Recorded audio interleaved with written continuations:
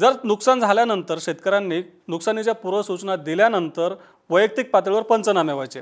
म्हणजे शेतकऱ्यांनी पूर्वसूचना दिल्यानंतर प्रत्येक शेतकऱ्याच्या शेतामध्ये जाऊन त्याचे पंचनामे केले जायचे। त्या शेतकऱ्याचं पीक नेमकं कोणत्या टप्प्यामध्ये होतं आणि नुकसानीचं प्रमाण किती आहे त्यानुसार त्या शेतकऱ्याला नुकसान भरपाई मिळत होती।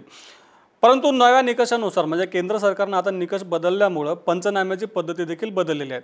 नव्या निकषानुसार जर एखाद्या मंडळातील पीक नुकसानीचं क्षेत्र हे विमा संरक्षित क्षेत्राच्या 25% कमी असेल तर त्या शेतकऱ्यांचे पंचनामे हे वैयक्तिक पातळीवर होणार आहे, म्हणजेच काय जुन्या पद्धतीनुसार होणार आहे।